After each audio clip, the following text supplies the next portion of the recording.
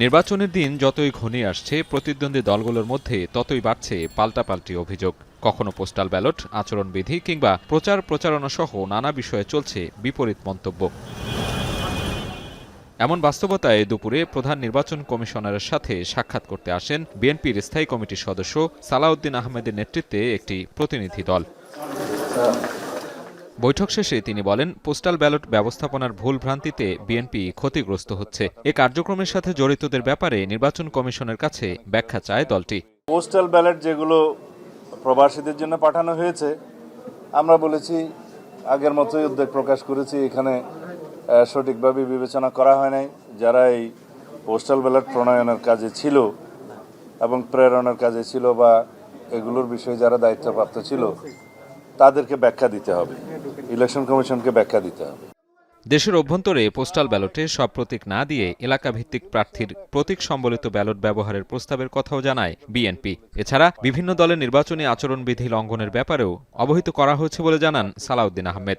এখন বিভিন্ন রাজনৈতিক দলের গুরুত্বপূর্ণ নেতারা বিভিন্নভাবে যে সমস্ত বক্তব্য বিবৃতি দিচ্ছে এবং সেটা ভিডিও পাওয়া যায়, তাতে করে নির্বাচন আচরণবিধির লঙ্ঘন হচ্ছে। কিন্তু এই ব্যাপারেও আমি দেখছি যে নির্বাচন কমিশন নির্বিকার। তা আমরা আশা করব তারা এগুলো অ্যাড্রেস করবে। এদিন বিকেলে জামায়াতে ইসলামীর সহকারী সেক্রেটারি জেনারেল হামিদুর রহমান আজাদের নেতৃত্বে 5 সদস্যের প্রতিনিধি দল সিইসির সাথে সাক্ষাৎ করতে আসেন। সাক্ষাৎ শেষে হামিদুর রহমান আজাদ বলেন, পোস্টাল ব্যালট নিয়ে জামায়াতের বিরুদ্ধে অভিযোগ সম্পূর্ণ মিথ্যা। এ সময় নির্বাচনের মাঠে সমতা বিধানে কমিশনের হস্তক্ষেপ দাবি করে দলটি। এই অভিযোগটা সম্পূর্ণ মিথ্যা। বাহরাইন এমন একটা দেশ যে দেশে কোনো রাজনৈতিক দলের শাখা তাদের দেশের আইন সাপোর্ট করে না, এলাও করে না।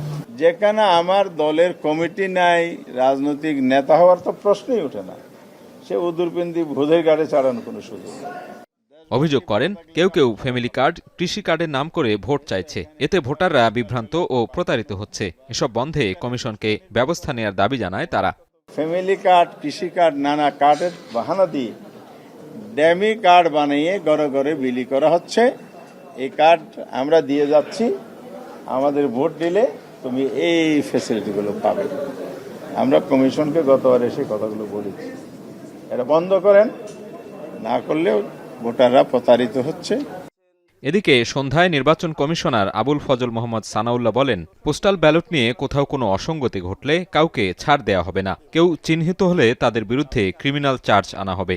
কোনো অবস্থাতেই কোনো ধরনের ছাড় দেওয়া হবে না যদি কাউকে পাওয়া যায় এটার সাথে সম্পর্কিত সামান্যতম ব্যত্যয়, যে আপনি কোনো রাজনৈতিক দল সমর্থন করেন বিধায় আপনি 5টা ভোট সংগ্রহ করে দিবেন, আপনার এনআইডি কার্ড ব্লক করা থেকে শুরু করে, আজকে সিআইডিও মিটিংয়ে ছিল, আমরা বলে দিয়েছি ক্রিমিনাল চার্জ আনা হবে তার বিরুদ্ধে এবং প্রয়োজনে তাকে সেই দেশ থেকে বাংলাদেশে রিপ্যাট্রিয়েট করার ব্যবস্থা করা হবে।